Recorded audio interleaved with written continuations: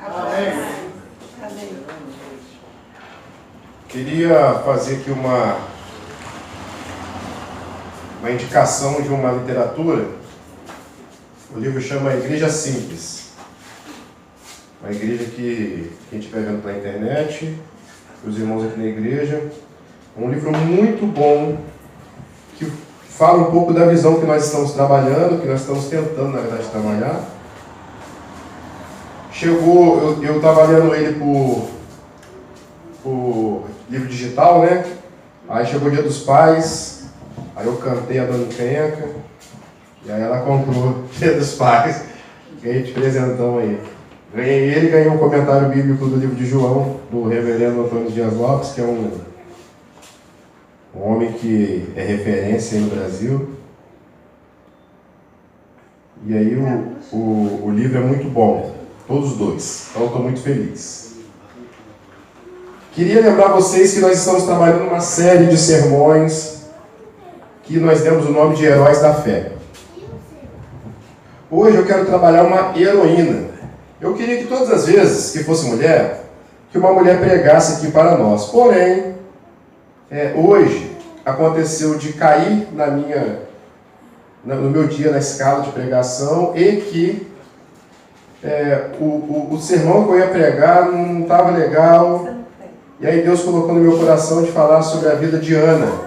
Então eu convido você a abrir o livro de Samuel, capítulo 1. Livro de Samuel, capítulo 1, a partir do versículo 4. 4? 1 Samuel? 1 Samuel, perdão, 1 Samuel. A partir... Não, vamos ler do 1 ao 4. 1 Samuel 1, do 1 ao 4.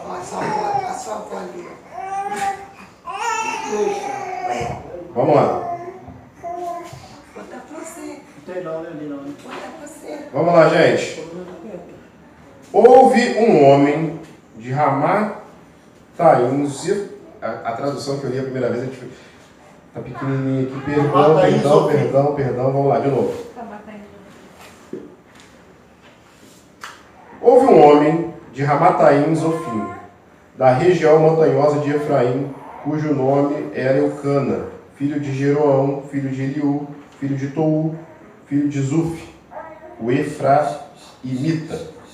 Eucana tinha 2 mulheres. Uma se chamava Ana e a outra se chamava Penina. Penina tinha filhos, Ana, porém, não tinha. Todos os anos este homem ia de sua cidade para adorar e sacrificar ao Senhor dos Exércitos em Siló, onde Ófni e Finéias, os 2 filhos de Eli, eram sacerdotes do Senhor. No dia em que Eucana oferecia o seu sacrifício, ele dava porções deste a Penina, a sua mulher, e a todos os seus filhos e filhas.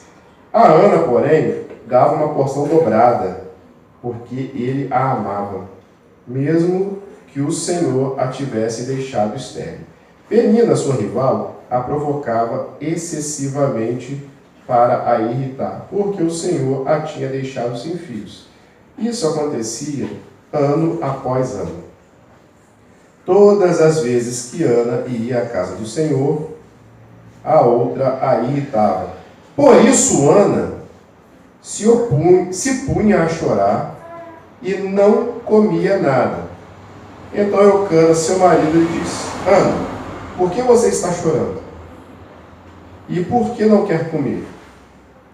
E por que está tão triste? Será que eu não sou melhor para você do que 10 filhos? Só até aqui.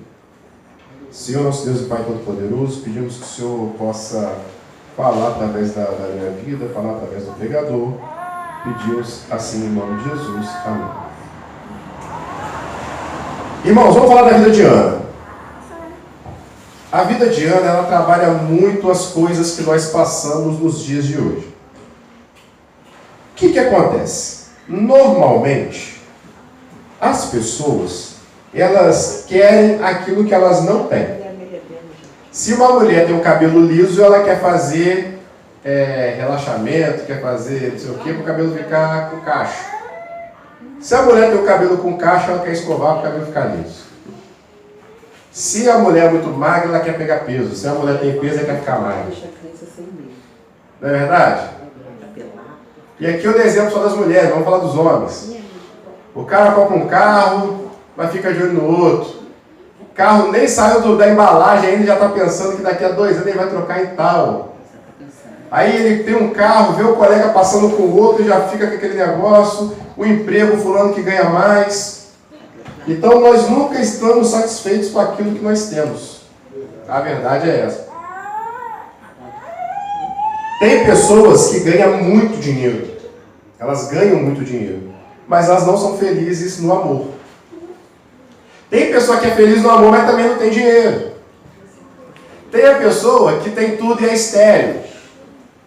Eu tenho um amigo que ele é casado há 11 anos. A esposa dele, mulher de Deus, ele é homem de Deus. Os dois trabalham, têm uma vida estabilizada. Um casal referência. Mas o que acontece? Eles não têm filho.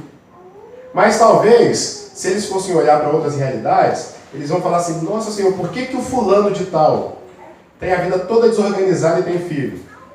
É o equilíbrio de Deus, velho. Então, ele não tem nada, eu dei para ele filho, pronto, quanto eu dei dinheiro. Deus, ele trabalha dessa maneira. Mas nós não conseguimos viver, vamos dizer assim, com as diferenças, nós sempre queremos aquilo a mais. Então, Ana, ela tinha o amor do marido mais do que a Penina. Então ela poderia ficar satisfeita com isso. E Eucana fala isso para ela. Será que eu não te valho mais do que 10 filhos? Então ele está dizendo para ela assim, a sua porção sou eu.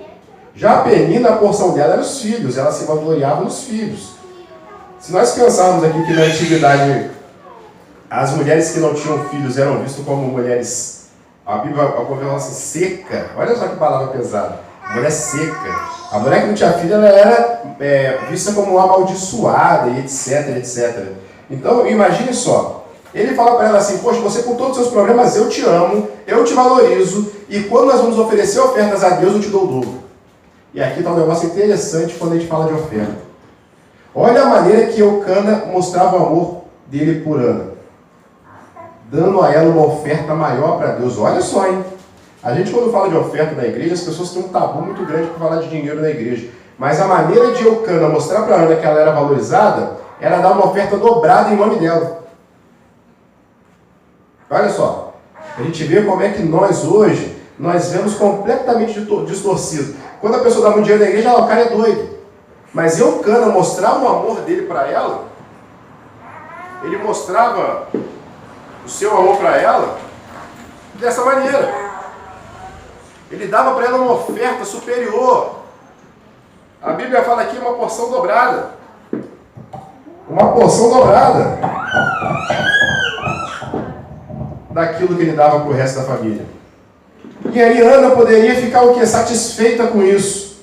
Mas não, ela não fica satisfeita. Por quê? Porque ela quer filhos. Ela quer filhos. E assim aconteceu, não sei se vocês vão se lembrar, no caso de Jacó. Jacó tinha 2 esposas.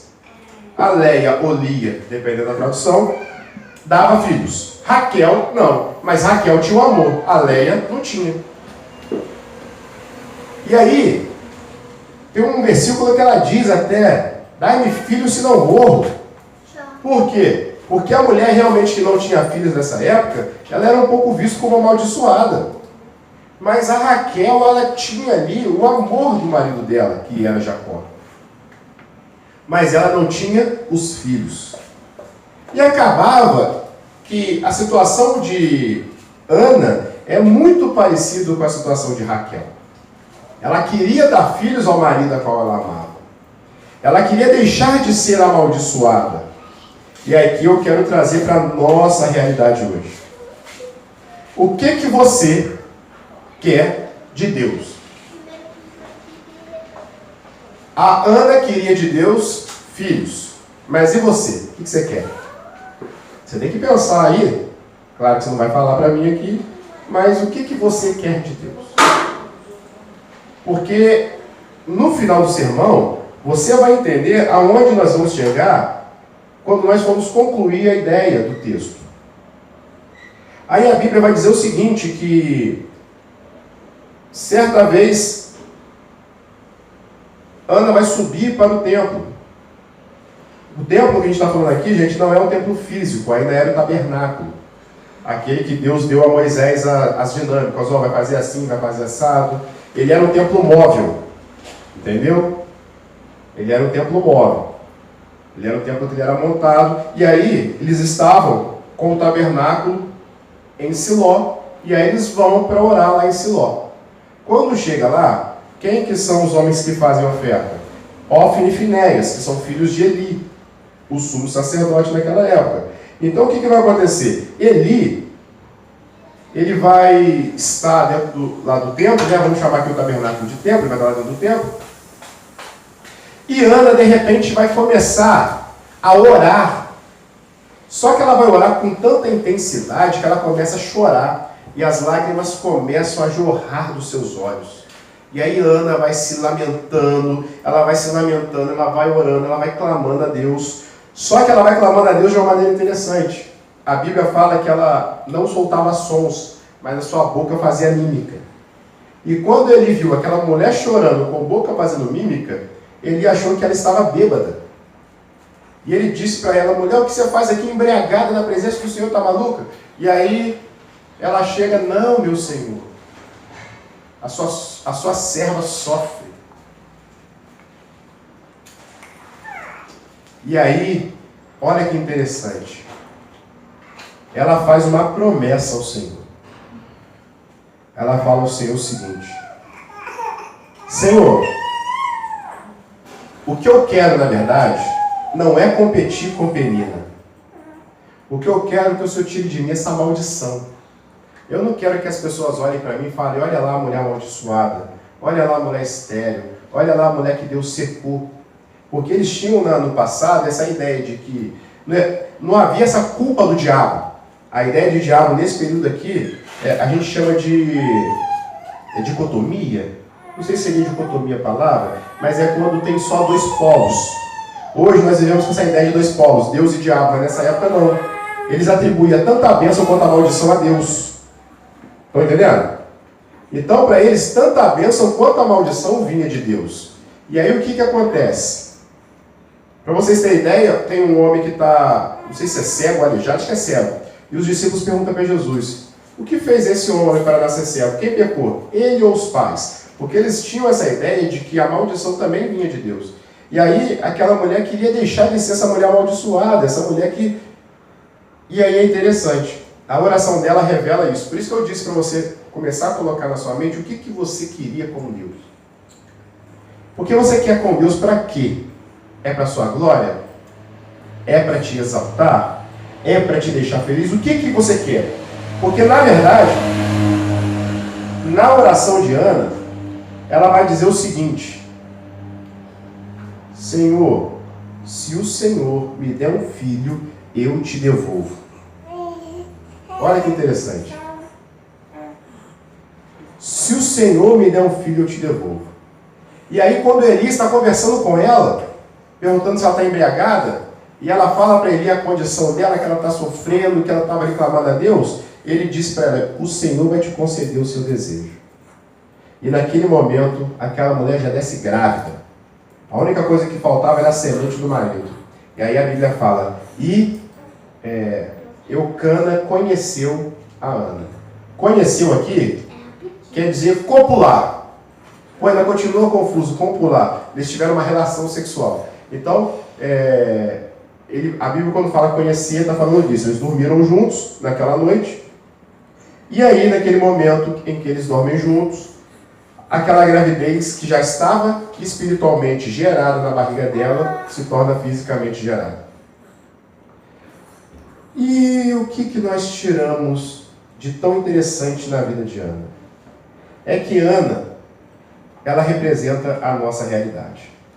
Qual que é a nossa realidade? Nós somos pessoas que precisamos de várias coisas diante de Deus.